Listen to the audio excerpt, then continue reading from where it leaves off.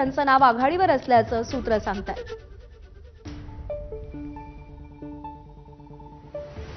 आणि यानंतर राज्यातल्या काही घडामोडी आपण पाहूया।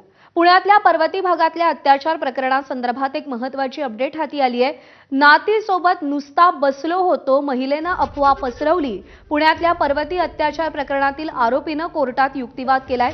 70 वर्षीय आरोपी आजोबानं वकिलांना उडवाउडवीची उत्तरं दिल्याचं कळतंय। शिवानी पांढरे आपली प्रतिनिधी आपल्याला अधिक अपडेट देईल। शिवानी, काय म्हणणं आहे या 70 वर्षीय वृद्धाचं?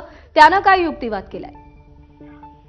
ज्यावेळी कोर्टात हजर करण्यात आलं होतं त्यावेळी त्यांना बरेच प्रश्न विचारण्यात आले होते। नातीला का तुम्ही तिथे घेऊन गेलात, नातीसोबत अजून कोण कोण होतं आणि महत्त्वाचं म्हणजे तिची आई, तिचे वडील आणि तुमच्या सोबतचे बाकी लोक कुठे होते, असे अनेक प्रश्न या युक्तिवादात विचारण्यात आले होते। मात्र या युक्तिवादात जे आजोबा आहेत त्या नातीचे आरोपी जे आहेत या प्रकरणातले, त्यांनी उडवाउडवीची उत्तरं दिल्याचं आपल्याला पाहायला मिळतंय। मी नातीसोबत फक्त त्या खोलीत त्या घरात बसलो होतो असं त्यांनी सांगितलं आणि आजूबाजूच्या लोकांनी उगाच अफवा पसरवली असं उडवाउडवीचं उत्तर आहे ते आरोपीनं कोर्टात दिल्याचं आपल्याला पाहायला मिळतंय।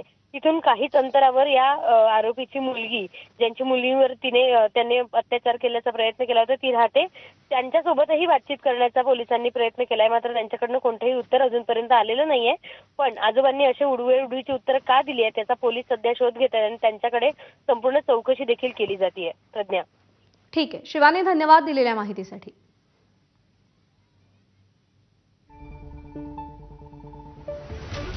आणि विधानसभा निवडणुकीचे निकाल जाहीर झाले।